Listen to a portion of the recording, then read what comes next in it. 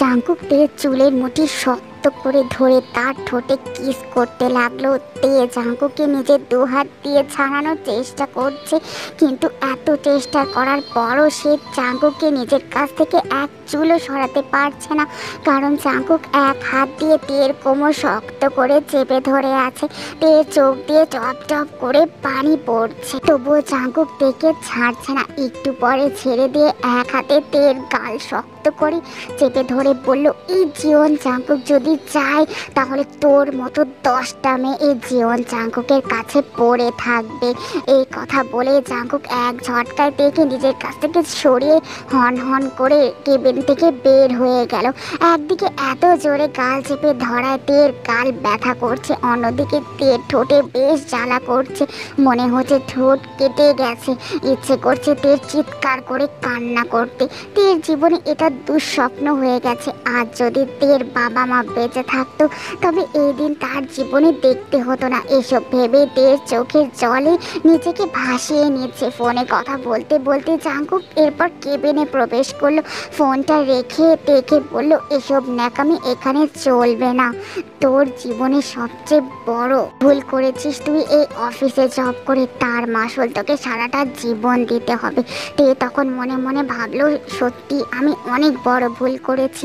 বাবা মা মারা যাবার পর মামা মামির বাসায় আশ্রিতা হয়ে আছি।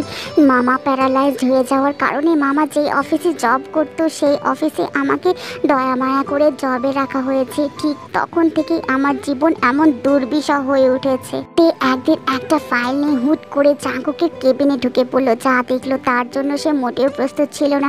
এই অফিসের একটা মেয়ে জাঙ্কুকের সাথে খুবই ঘনিষ্ঠ অবস্থায় দাঁড়িয়ে আছে। তা দেখে তে লজ্জায় মাথা নিচু করে চুপ করে সেখানে দাঁড়িয়ে আছে। তাকে এভাবে চুপ করে সেখানে দাঁড়িয়ে থাকতে দেখে জাঙ্কুকের মাথা গরম হয়ে গেল। জাঙ্কুক তখন তেকে রাগী কণ্ঠে বলল, হাউ ডেয়ার ইউ, নক না করে আমার কেবিনে ঢোকার সাহস কি করে হয় তোমার? তে তখন বলল, আই এম সরি স্যার, আমার অনেক বড় ভুল হয়ে গেছে।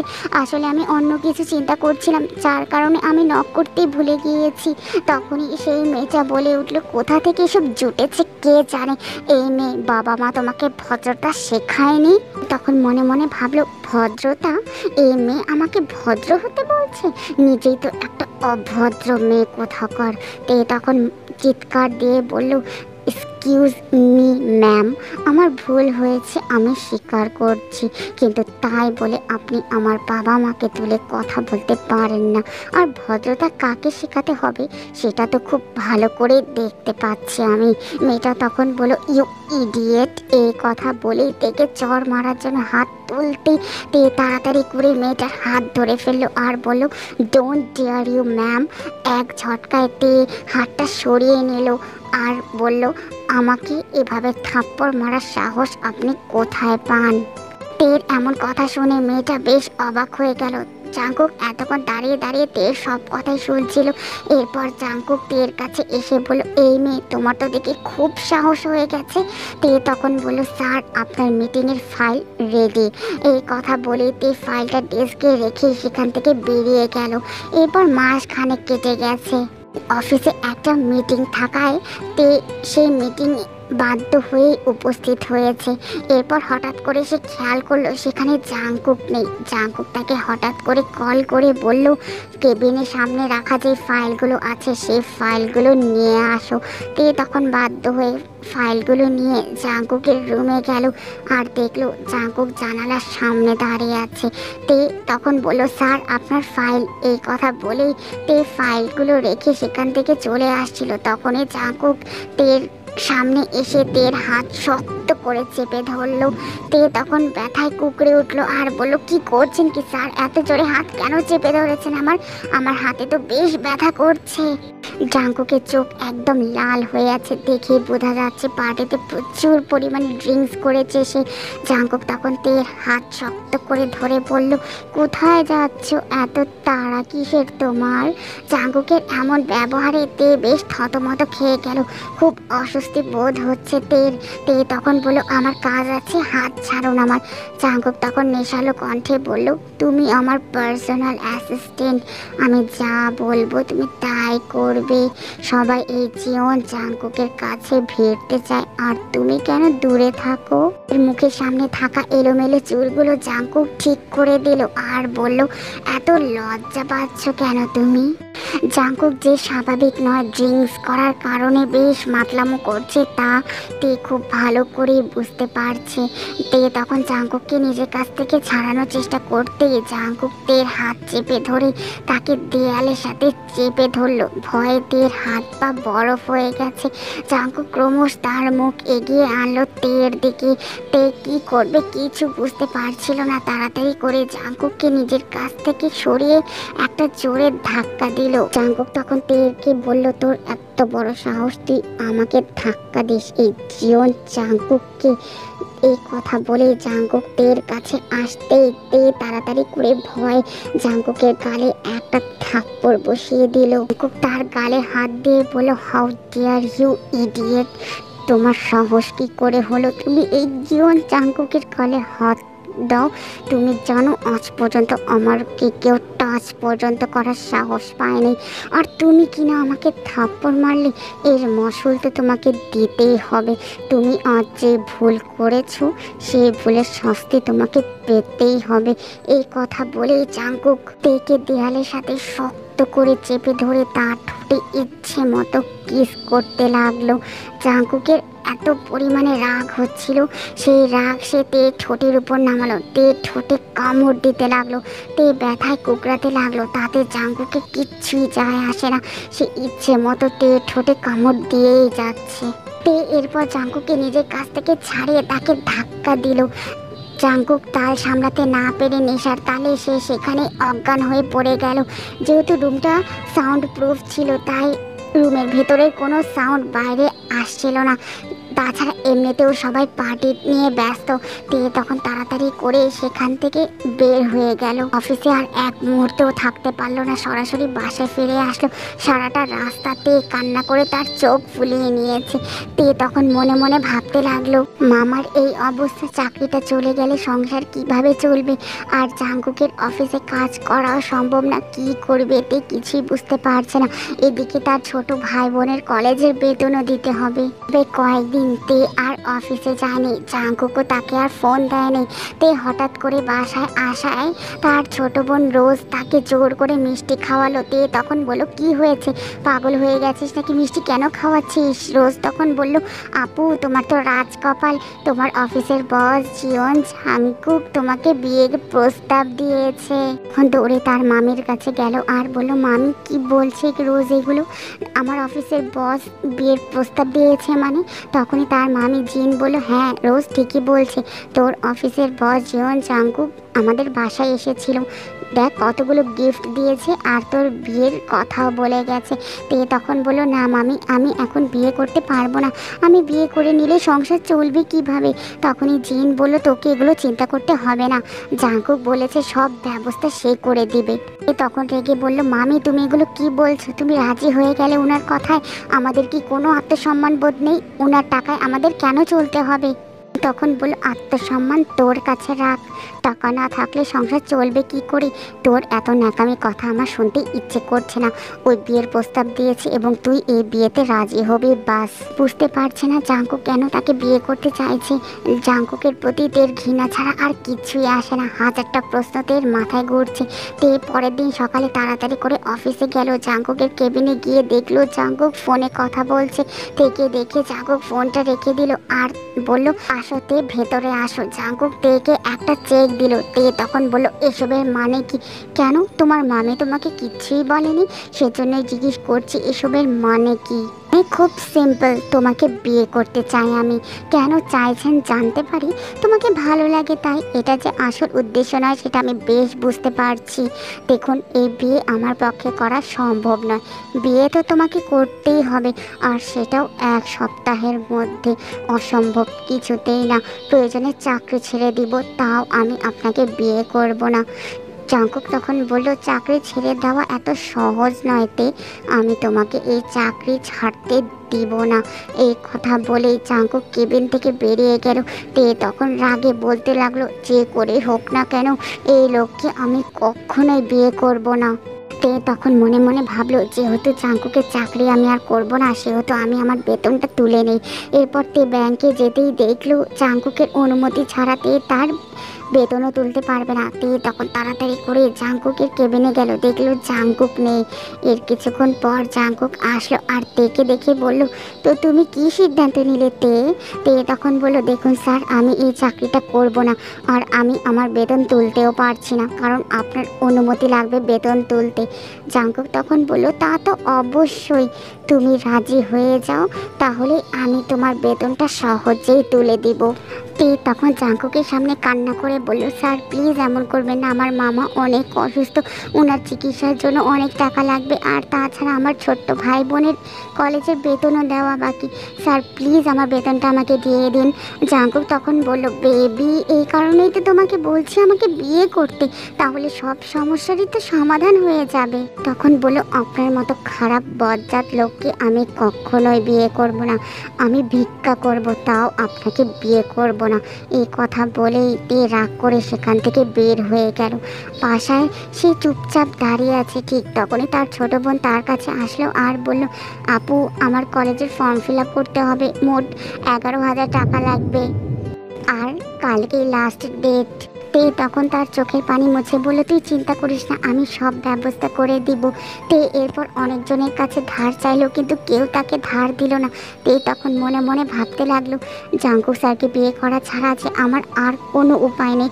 এরপর তে জাঙ্কুকের কাছে গেল আর বলল, স্যার, আমি আপনার প্রস্তাবে রাজি আছি। জাঙ্কুক তখন মুখে একটা ডেভিল স্মাইল নিয়ে বলল, that's like a good girl, আমি জানতাম তুমি রাজি হবে। যাই হোক, তুমি প্রিপারেশন নাও, আমি আজই তোমাদের বাসায় যাব।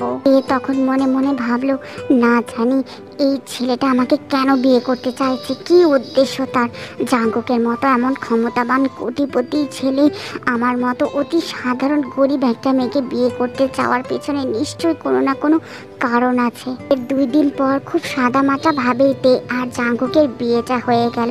এরপর তে জাঙ্কুককে গাড়ি করে নিয়ে তার বাসায় চলে আসলো।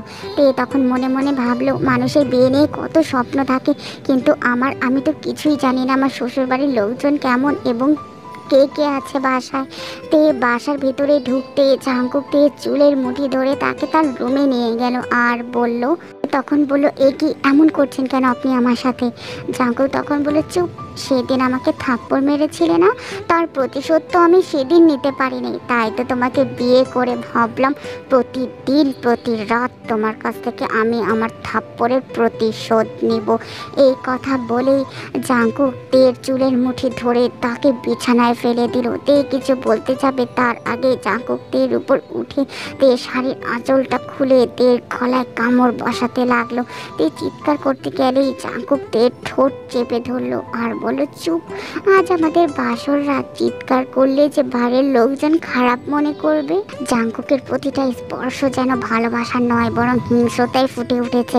তে আর সহ্য করতে পারছে না, জাঙ্কুককে ছাড়ানোর চেষ্টা করছে, কিন্তু জাঙ্কুক থেকে ছাড়ছে না। তের ঠোঁটে, গালে, কপালে, পেটে ইচ্ছে মতো কিস কামড় দিয়েই যাচ্ছে। এরপর জোর করে তের সাথে সম্পর্ক করলো জাঙ্কুক। দেখে এভাবে কান্না করতে দেখে জাঙ্কুক তখন বললো, কান্না বন্ধ কর। এরপর জাঙ্কুক তের মুখে একটা কাগজ ছুঁড়ে মারলো আর বলল, এই দেখ, এটা হচ্ছে আমাদের বিয়ের কাগজ, আমাদের বিয়েটা একটা কন্ট্রাক্ট ম্যারেজ। 6 মাস পর আমি তোকে ছেড়ে দিব। এই 6 মাসে আমি আমার থাপ্পড়ের প্রতিশোধ তোর কাছ থেকে প্রত্যেক রাতে এভাবেই নিব। তখন বলল, তার মানে আপনি আমাকে বিয়ে করেছেন শুধুমাত্র প্রতিশোধ নেওয়ার জন্য? আপনি অনেক খারাপ মিস্টার জিওন। জাঙ্কুক তখন ডেভিল স্মাইল নিয়ে বলল, তুমি এখনো জাঙ্কুককে চিনতে পারোনি, চিনবে ধীরে ধীরে।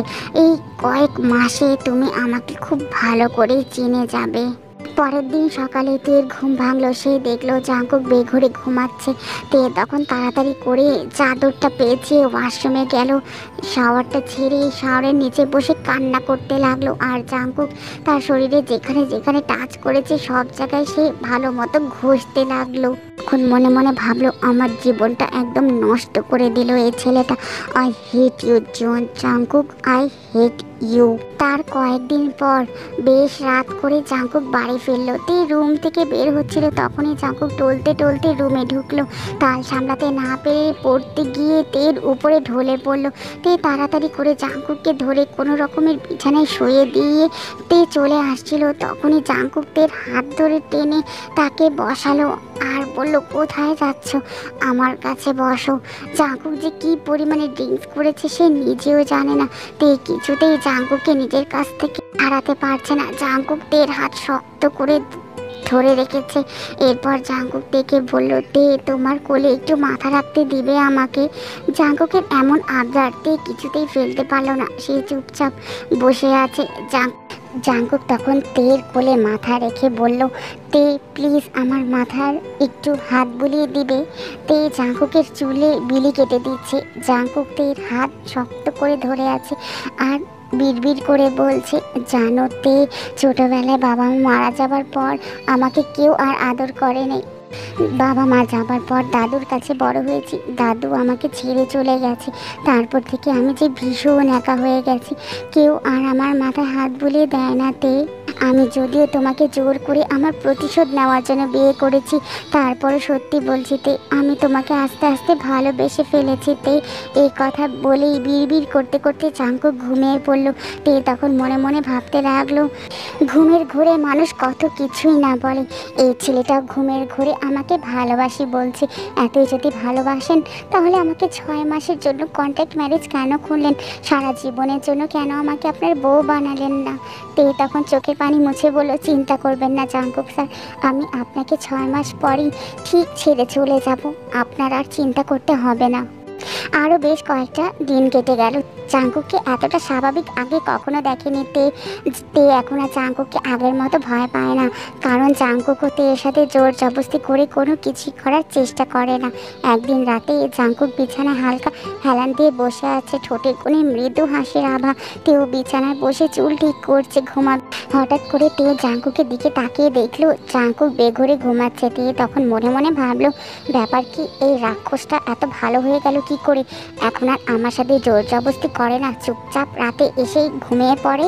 জাঙ্কুককে এভাবেই নিঃশব্দে ঘুমাতে দেখে তের হঠাৎ করে বেশ ভয় লাগছে। তে তখন মনে মনে ভাবলো, এই বজ্জারটা এত নিঃশব্দে কিভাবে ঘুমাচ্ছে? মরে টরে গেল নাকি? তে তখন তাড়াতাড়ি করে জাঙ্কুকের নাকের সামনে তার আঙ্গুল রেখে দেখলো জাঙ্কুক নিঃশ্বাস নিচ্ছে কি না। হঠাৎ করে জাঙ্কুকের চোখটা খুলে গেল। সে তখন তেকে টান দিয়ে নিজের বুকে জড়িয়ে নিল আর বলল, এত ভয় পেও না আমার তে পাখি, আমি এত সহজে মরবো না, বাঁচবো তোমার সাথে আর মরবো তোমার সাথে। এই কথা বলেই জাঙ্কুক তের ঠোঁটে কিস করলো। তে তখন বলল, ইস ছাড়ুন আমাকে, আমি শুধুমাত্র আপনাকে এমনি। জাঙ্কুক তখন বলল, বুঝেছি বুঝেছি, নিজের জামাইকে ভালোবেসে ফেলেছো তাই না? তে তখন মুখ ভেঙচি কেটে বলল, আপনাকে আবার ভালোবাসবো আমি? কোনো দিনও না। জাঙ্কুক তখন বলল, হয়েছে, আর একটাও কথা না। এই কয়েকদিন হয়েছে তোমাকে আমি ছাড় দিয়েছিলাম, একটু আদর করিনি, কিন্তু আজ আর ছাড় দেব না। এই কথা বলেই জাঙ্কুক থেকে জড়িয়ে ধরে তার গলায় ঠোঁটে কিস করা শুরু করে দিল। সকালে তের ঘুম ভাঙতে সে নিজেকে জাঙ্কুকের বুকে আবিষ্কার করলো। তে তাড়াতাড়ি করে জাঙ্কুকের কাছ থেকে নিজেকে ছাড়িয়ে নিল। জাঙ্কুকের দিকে তাকিয়ে দেখলো জাঙ্কুক নিষ্পাপ বাচ্চাদের মতো ঘুমিয়ে আছে।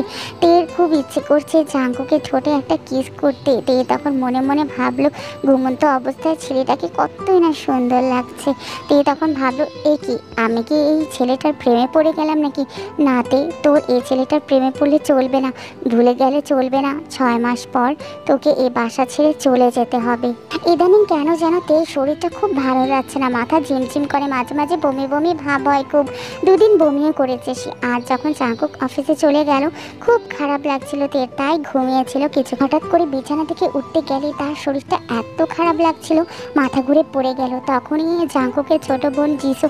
তাড়াতাড়ি করে আসলো আর তেকে বিছানায় ঘুম পাড়িয়ে দিল। এরপর জাঙ্কুককে কল করলো।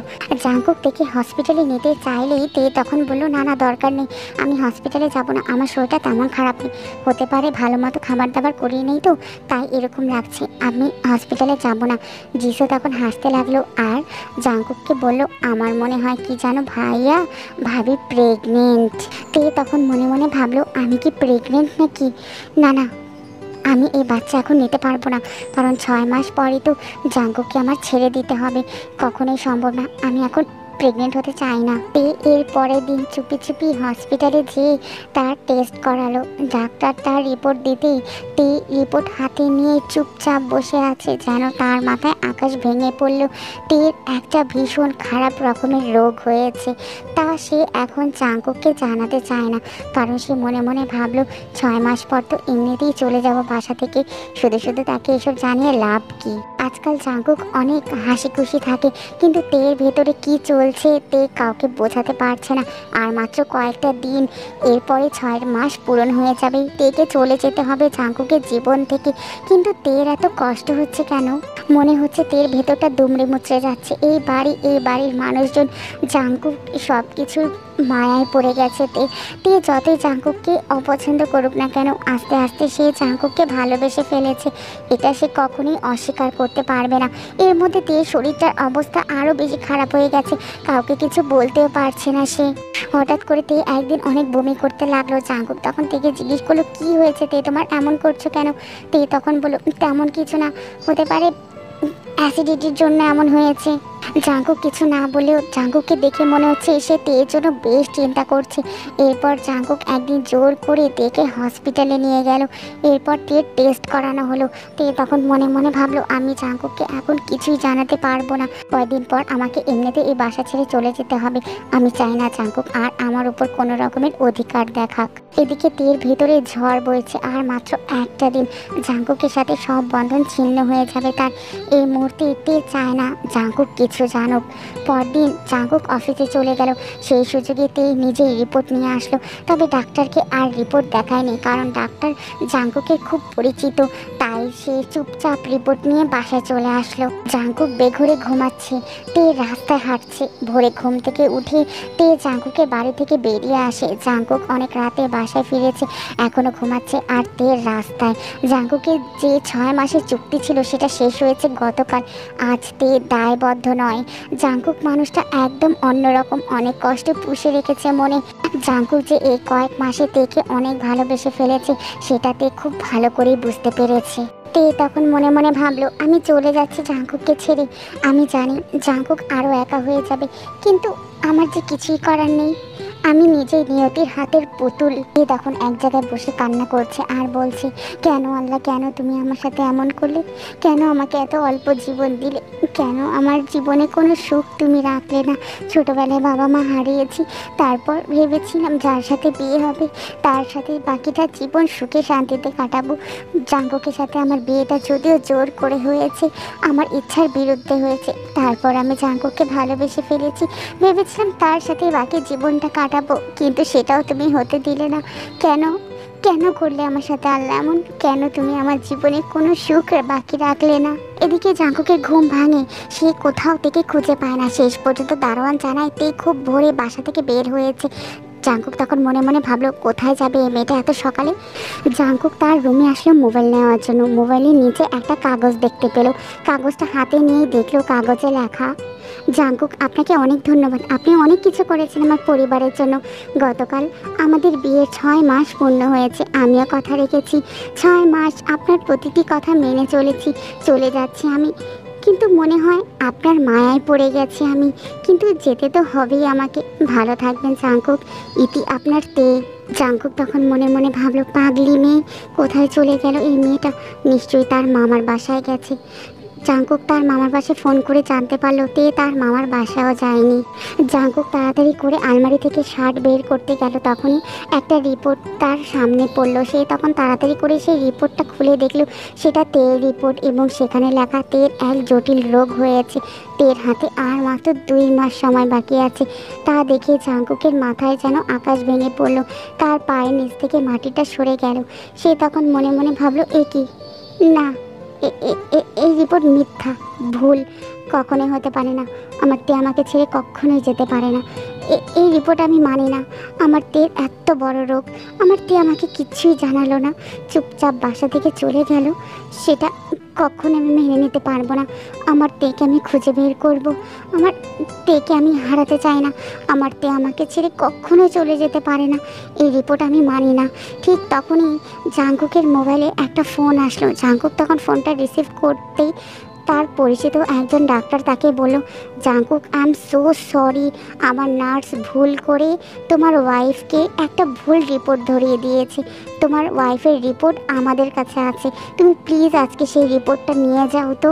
তোমার ওয়াইফ আর আমার সেই পেশেন্টের নাম কিছুটা মিল থাকায় আমার নার্স না বুঝেই উল্টাপাল্টা ফাইল তোমার বউয়ের হাতে দিয়ে দিয়েছে। জাঙ্কুক তখন ডাক্তারকে বলল, ডাক্তার, আমার ওয়াইফের রিপোর্টে কী লেখা আছে? ডাক্তার তখন বলল, জাঙ্কুক, কংগ্রাচুলেশনস, অনেক খুশির খবর আছে তোমার জন্য, তোমার ওয়াইফ প্রেগনেন্ট। জাঙ্কুক তখন খুশিতে যেন পাগল হয়ে যাবে। সে তখন ফোনটা রেখেই তাড়াতাড়ি করে রাস্তায় বেরিয়ে পড়লো তেকে খোঁজার জন্য। তেকে কোথাও খুঁজে পাচ্ছে না। অবশেষে সে দেখলো তে একটা গাছের নিচে চুপচাপ বসে কান্না করছে। জাঙ্কুক তখন তের কাঁধে হাত রাখতেই তে পেছনে ফিরে দেখলো জাঙ্কুক তার সামনে দাঁড়িয়ে আছে। তে জাঙ্কুককে দেখে বেশ অবাক হয়ে গেল আর বলল, আপনি আপনি এখানে কি করছেন? আর আপনি কিভাবে জানলেন যে আমি এখানে? জাঙ্কুক তখন বলল, তোমার প্রতি আমার ভালোবাসার টান আমাকে তোমার কাছে টেনে নিয়ে এসেছে। বাসা ছেড়ে পালাচ্ছিলে কেন তুমি? তাড়াতাড়ি করে তার চোখের পানি মুছে বলল, আপনি জানেন না মনে হয়, আমাদের বিয়ে 6 মাস পূর্ণ হয়ে গেছে। এখন আমরা আর একসাথে থাকতে পারবো না কন্ট্রাক্ট ম্যারেজ অনুযায়ী। জাঙ্কুক তখন বলল, এত বেশি কেন বোঝো তুমি? নিজেকে পণ্ডিত মনে করো তাই না? চলো চুপচাপ বাসায় চলো বলছি। না, আমি যাব না, আমি কোথাও যাব না। আমাকে আমাকে আমার বাসায় যেতে দিন। চুপ, বেশি কথা বলবে না, চুপচাপ চলো বলছি। আমি বললাম তো আমি কোথাও যাব না। জাঙ্কুক এরপর থেকে কোলে তুলে নিয়ে জোর করে গাড়িতে বসালো। এরপর তাকে নিয়ে বাসায় চলে আসলো। তুমি তোমার হসপিটালের রিপোর্ট কেন লুকিয়ে রেখেছিলে? তে তখন থতমত খেয়ে বলল, আপনি আপনি এই রিপোর্ট কোথায় পেয়েছেন বলেন? তুমি তোমার রিপোর্ট কেন লুকিয়ে রেখেছিলে? কেন বলো নাই যে তোমার এই সমস্যা? জাঙ্কুক, দেখুন প্লিজ, আপনি আপনি আমাকে ছেড়ে দিন। এমনিতেও আমি 2 মাস পর যাব। আমি আর বেশি দিন বেঁচে থাকবো না জাঙ্কুক, তার চেয়ে ভালো আপনি আমাকে ছেড়ে দিন। এতদিন একসাথে থেকে আপনার প্রতি আমার বেশ মায়া হয়েছে। আমি আর চাই না মরার আগে এত কষ্ট নিয়ে মরতে। আমি আমি আর আপনার সাথে থাকতে চাই না। আপনার প্রতি আমি আর মায়া বাড়াতে চাই না জাঙ্কুক, প্লিজ আমাকে ছেড়ে দিন, যেতে দিন আমাকে। জাঙ্কুক তখন থেকে জড়িয়ে ধরে বলল, এত বেশি কেন বোঝোতে তুমি? সব সময় পাগলামি করো, নিজেকে কি মনে করো? হ্যাঁ, ছাড়ুন আমাকে জাঙ্কুক, প্লিজ আমাকে ছেড়ে দিন আপনি। ছাড়বো না তোমাকে, এখন আরও আমি ছাড়বো না। তুমি তো এখন আর একা না, তোমার সাথে এখন আরও একজন আছে। মানে কি বলছেন কি আপনি? ছাড়ুন, পাগল হয়ে গেছেন নাকি? আরে পাগল তো হওয়ারই কথা। তুমি আমাকে যে খুশির সংবাদটা দিয়েছো তাতে পাগল হবারই মতো কথা। তুমি জানলে তুমি নিজেই খুশিতে পাগল হয়ে যাবে। মানে মানে কি বলছেন আপনি? আরে আমার অভিমানী বউ সবসময় শুধু অভিমান করে আমার সাথে। তুমি প্রেগনেন্ট, আমি বাবা হতে চলেছি। তখন অভিমান সুরে বলল, মানে কি মজা করছেন আপনি আমার সাথে তাই না? ডাক্তার আমাকে বলেছে যে আমি 2 মাস যাব, আর আপনি এগুলো ঢং শুরু করেছেন। হসপিটালের নার্স তোমাকে ভুল করে অন্যের রিপোর্ট ধরিয়ে দিয়েছে, আর তোমার রিপোর্ট এখনও হসপিটালেই আছে। সকালেই ডাক্তার আমাকে কল করে এই খবরটা জানিয়েছে যে তোমার আসল রিপোর্ট ওনার কাছেই আছে। আর উনি এটাও জানিয়েছে যে রিপোর্টে স্পষ্ট লেখা আছে ইউ আর প্রেগনেন্ট। তে তখন বলো, সত্যি আমি প্রেগনেন্ট? কিন্তু আমি তো প্রেগনেন্ট হতে চাই না, কারণ আপনার সাথে তো এমনিতে আমার ছাড়াছাড়ি হয়ে যাবে এখন। জাঙ্কুক তখন বলল, আরে সেটা ফেক কন্ট্রাক্ট পেপার ছিল, বুঝতে পেরেছো? তোমাকে ভয় দেখানোর জন্য। মানে কি? মানে এইটাই যে আমি তোমাকে প্রথম দেখাতেই ভালোবেসে ফেলেছিলাম, কিন্তু তুমি তো আমাকে বিয়ে করবে না, তাই তোমাকে ভয় দেখিয়ে মিথ্যা কথা বলে তোমাকে বিয়ে করেছিলাম, যেন তুমি আমার মাথায় চেপে না বসো। মানে কি বলতে চান আপনি? মানে এটাই যে আমি তোমাকে অনেক ভালোবাসি, আর তুমি আমাকে যে খুশির সংবাদটা দিয়েছো না, তাতে তো আমি খুশিতে পাগল হয়ে যাচ্ছি। মানে আপনাকে আর ছেড়ে চলে যেতে হবে না তো? আরে না রে বোকা, আমাকে ছেড়ে চলে যেতে হবে না, সারা জীবন আমার সাথেই থাকতে হবে তোমার, এটাই হচ্ছে তোমার শাস্তি। এ তখন বলো, এরকম শাস্তি আমি সারা জীবন ভোগ করতেও রাজি আছি। আমি কখনো বলি নাই আপনাকে জাঙ্কুক, কিন্তু আমি আপনাকে অনেক ভালোবাসি। জাঙ্কুক তখন থেকে জড়িয়ে ধরে বলল, আমিও অনেক ভালোবাসি আমার এই অভিমানী বউটাকে। I love you, I love you, I love you so much. তুমি যে খুশির সংবাদটা দিয়েছো না, আমি কি বলবো তোমাকে, আমি বুঝতেই পারছি না। জাঙ্কুক থেকে কোলে তুলে নিয়ে বিছানায় ঘুম পাড়িয়ে তার ঠোঁটে কিস করলো। তে তখন বলল, প্লিজ এখন আর এসব করবেন না। জাঙ্কুক তখন বলল, তাহলে আর কবে করবো? এখনো অনেক মাস বাকি আছে, অপেক্ষা করতে হবে, বেবি হবে তারপরে। আমি আমার বউকে ছেড়ে এতটা মাস অপেক্ষা করতে পারবো না। কিছু পেতে হলে কিছু তো অপেক্ষা করতে হবে নাকি? তে I love you so much. এই কথা বলেই জাঙ্কুক থেকে জড়িয়ে ধরলো।